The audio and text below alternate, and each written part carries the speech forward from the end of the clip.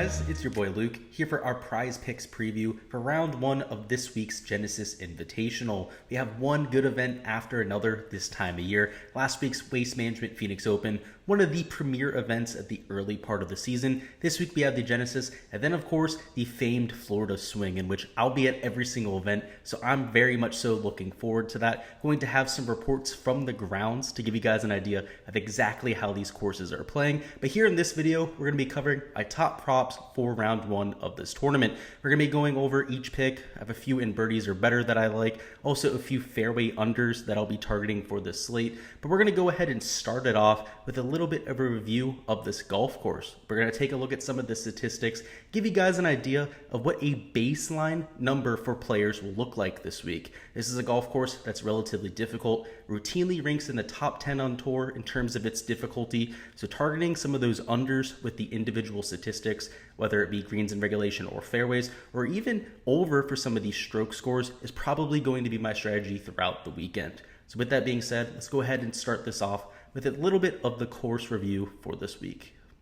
Alright guys, on the screen you can see the data golf profile for the Genesis Invitational, and most importantly we're going to be looking at the statistics up here at the top. Most notably, of course, the scoring average, which played to over par there in 2021. It played 0.27 shots over par, but most notably the driving accuracy percentage right here, which is just 47.2%, and of course the green in regulation percentage, which is just over 59%. You can see both numbers well below what we get for the PGA Tour average. This driving accuracy number is a whole 18.3% lower than what we're used to seeing. And of course the greens in regulation, it's not quite as drastic of a change, just an 8.6% difference between the baseline and what we see here at the Genesis. But overall, it's going to lead to a ton of unders. We're also dealing with extremely fast and firm greens here for this iteration of the event, as evidenced by a ton of the videos that the PGA Tour has been posting. They're kind of gloating about it at this point. It looks like the greens are running at a true 14 or even 14.5 on the stimp meter.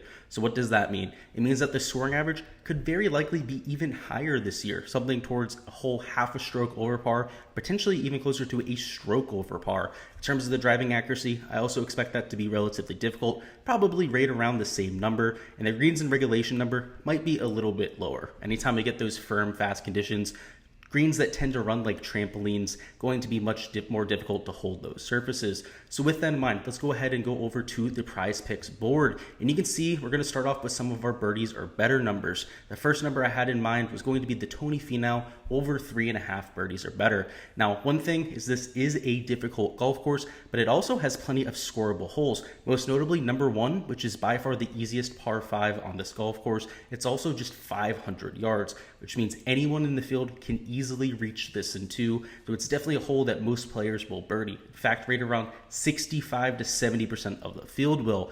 That means you inherently pretty much getting one birdie right there. You also have a drivable par 4, 2 other par 5s as well. And overall, I'm expecting these scoring additions to be relatively easy on those holes. The other holes, extremely difficult, right? That's why the score ends up being over par. But the beauty of taking these birdies or better props right here is you don't have to worry about those bogeys, some of those more difficult holes. As long as you take advantage of these easy holes, again, the par 3s, the drivable par 4 and hole number 1, you're going to get over that number. That's also why we're targeting Mark Leishman up here at 3.5 birdies or better. Not quite the same ball striker as a Tony Finau, but somebody who's extremely solid with the short game, one of the better around the green players on tour, and of course, a specialist on the Poa Inua surface, which is the type of greens that you will have here at Riviera Country Club. I also like Tony Finau, I meant to mention this with the pick, because he's so good with that ball striking. Even on some of these difficult holes, he has the off the tee play to put himself in scoring positions, and as long as he has that iron play on pat, which we're used to seeing from a Tony Finau, I expect him to have at least 8 to 9 birdie putts during this first round, and if he can cash in on even 4 of those, we'll end up hitting the over. For Mark Leishman, might not have quite as many opportunities just because he's not quite the same ball striker as a Tony Finau, but he's a much better putter. Give him just 5 or 6 opportunities, and he's probably going to get to the 4 that we need for the over. Next up, we're going to be going over to the fairways prop, and like I said, players hit less than 50% of the fairways here. What that means is that we want to be targeting a ton of the unders, especially for some of the more inaccurate players on tour. Justin Thomas would definitely fit that bill at the Waste Management Phoenix Open. He was absolutely spraying it. He couldn't hit a fairway for his life, and that was at a course with much larger fairways. Also fairways, they're still tough to hit, but nothing close to what we see at Riviera. So even though he's at 7 fairways, I'm going to be taking the under. And you might ask yourself, 7 fairways, that's only half of them, right? The average was 49.3%. Why are we taking the under here? Well, that's because also number 10, which is a drivable par 4, for some of these bombers, like a Justin Thomas, a Max Homa, and a Scotty Shuffler, we're going to be talking about all 3 of them for the under. They're going to be trying to drive that green. And if you go ahead and take on that risk, it is nearly impossible to hit the ball in the fairway. There's a ton of rough around that green, a bunch of bunkers as well. And a lot of people that go for it end up overshooting the green into the rough. So you're pretty much looking at only 13 fairways on this golf course as a result. So if you're hitting 50%, you're looking at hitting 5, maybe 6 of these fairways. So that's why I'm taking the under. Justin Thomas, he's already one of the most inaccurate drivers of the golf ball on tour. And for that reason, I'm out on him. Next up, we have Max Homa at 7.5 fairways. So we get the hook here with Homa and, of course, Scotty Shuffler, who we'll finish up with. Homa, very similar to Justin Thomas. He can be long off the tee, but he's also somebody who doesn't have much accuracy. I expect him to go for that drivable par 4. Again, it's only about 290, 300 yards. So he has more than enough firepower to get there. But that should at least result in 1 extra missed fairway.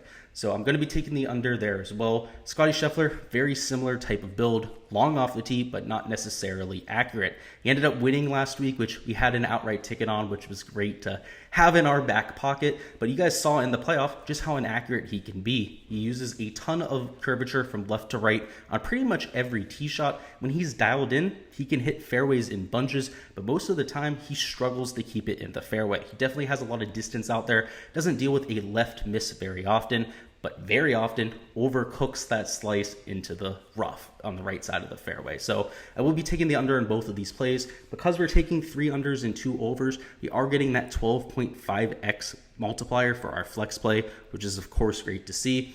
I would say the play that I'm the least confident with here on the board, probably that Mark Leishman over on the birdies are better. I'd be willing to even look at some of these greens and regulation numbers. Like I said, they're relatively hard to hit as well. And you still have guys at the 12.5 mark for greens and regulation. And I think quite a few of these guys are going to go under. So if you wanted to try and mix it up and just take a bunch of unders, not any overs on the board, totally understand taking that type of strategy. But of course, that is going to lower your payout. If you take one of the overs and change them to an under, you're dealing with, let's see, a 10x or an 8x payout. If you end up making them all unders, you end up going to a 5x payout. So you end up having to pay for that, right? So that's why we're taking the overs here. That's why I try to force them into every single card that we have. And of course, if you try to do that with one of the strokes numbers over here, it's not quite the same effect, right? You get a little bit of a penalty for mixing those 2 categories. As you can see over here, you get 8x value. So it's not quite as big a penalty as taking all unders, but still not the same type of value as we'd get by taking this other category. That is all I've got for the Prize Picks preview. Before you go on and get out of here, go ahead and let me know down in the comments what your favorite prop for tonight is, whether it's something that I had in my preview or something completely off my radar. I'd love to hear from you guys down below. And as always, going to have even more Prize Picks content coming throughout the weekend. We're going to have a preview coming out right around 8 to 9 p.m. Eastern time, the morning before the event. The night before the event, to give you guys plenty of time to absorb that content and of course see what I'm targeting for each round. So look forward to that. If you guys haven't already liked the video, make sure you do that. And of course, if you haven't already subscribed to the channel here, highly recommend you guys go ahead and do that. We're gonna have even more content coming for Prize Picks for all of the golf tournaments going forward. And of course, our weekly course breakdowns, our DFS content for DraftKings for every golf tournament, our Showdown content. We've got you guys covered for any golf content you're looking for. With that being said, good luck for all of your props on round 1, and let's get this cash.